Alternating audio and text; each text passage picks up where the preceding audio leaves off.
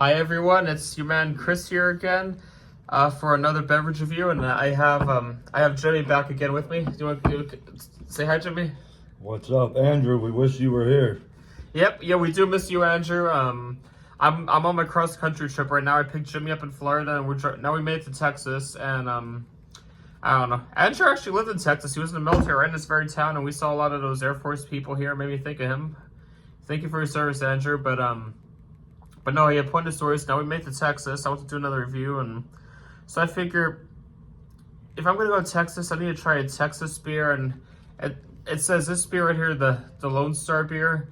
This is like the official beer of Texas. Like, this is in Texas what England is in my state of Pennsylvania. So this is like, I guess a lot of the bars here have this on tap, and it's just, you know, it's a popular beer down here. So it's and I never had this beer before. You know, this is what Beverage Review is about, trying new products. So I figure what's better than trying a Texas beer when I'm in Texas, a Texas beer for the first time, and while I'm in Texas for the first time. So, and did you have this beer before? Never had it. I've learned to like local beers from going to bars with you, and I'm adapting my taste and learning about different cultures in the beers. Yeah, that's what it's all about. So let's see, we're gonna open this beer, and we're gonna cheers. 1, 2, 3. And then we're gonna take a sip, and we're ready to like 1 to 10.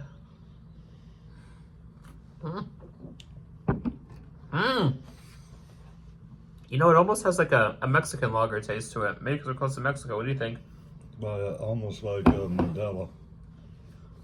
Yeah, like this ain't like a Yingling. Nothing against Yingling. I love my hometown beer, but this is, you can tell the hometown beer here has like its Mexican influences.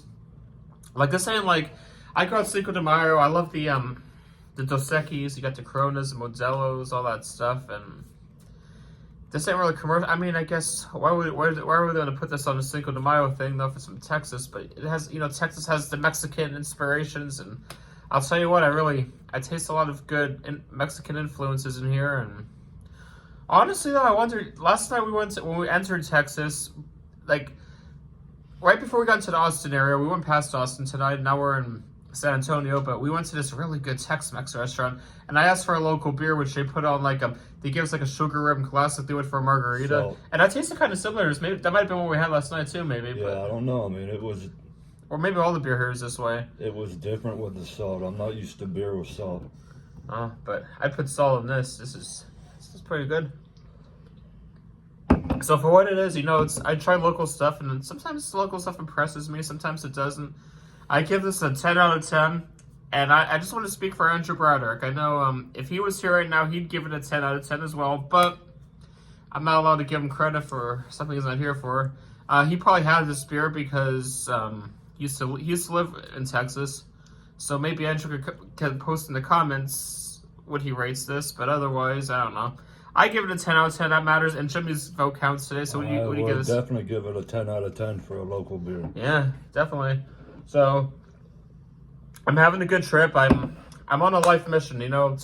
I want to visit all 50 states before I die, and so I've been to most states on the East Coast, and then I've been over to the West Coast, to the what do you call it? California, Nevada. My friend lives in Utah. We drove from Utah to parts of Arizona and to Vegas. I've been to Vegas twice, Nevada. Then I've been in a really boring part of Nevada. But so I've been around, right? Well, you've been more places than I have. I've never been to experience Vegas yet. But my friend, I mean, I always had the dream of visiting all 50 states, but it was more like a fantasy. Then my one friend, her parents moved to New Mexico during the pandemic. I was still semi-laid off. She said she's going to go with her parents there, but then she's going to come back then eventually, Pennsylvania. So when she was ready to come back, I had free time from work then, not many customers in the pandemic. So I flew out to New Mexico, and we drove back but through the Midwest. So I went through all these weird-ass random states I don't think I ever would have been to otherwise. But yeah, we went through it all, and then when I figured it out, I'm basically like, for the map, you know, we got to do like the there were basically 3 areas I was missing. One was Alaska. I'm going to say that for the end because I don't know. I don't really want to go to Alaska, but I'll go if I could tell you other states.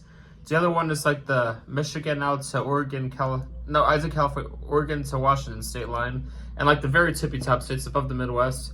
And then the other one is the what do you call it? What we're doing now. Basically, I had to go everywhere. I haven't been to Alabama and I haven't been to Texas and the states in between. So we're doing that. We're out to Texas, but we're taking a route back. I'm actually going we're going to visit his parents in Arizona. And then on the way back, we're going to hit up the which is good because I've been to Arizona, but been very little Arizona, so I'll see more Arizona. We're going to the Grand Canyon. Yeah, Grand Canyon, yeah. But on the way back, we're going to hit up Oklahoma and Arkansas because those are the only two states I missed because we're going to the very bottom line. So we'll go through like the Arkansas and Oklahoma, and then I'll revisit a few of the other states until we get back to Florida, which is a state I'm always happy to visit. That's my favorite state of the 15 of the United States, some 13 original colonies, even though it's not a 13 original colony, I don't think, but... right now, Andrew probably would have shut me up a long time ago. You're supposed to shut me up. You let me. I get sidetracked on stories. Andrew's not here, and I'm getting let sidetracked. it go. But no, the beer. Back to the beer. This is a good beer. It's The Lone Star. Lone Star. It's a 10 out of 10, and I need to see if they have this at a beer distributor at my house because I would totally buy this if I ever saw it at a local beer store. It's a quite refreshing beer. Till next time, it's Chris and Jimmy, and peace out.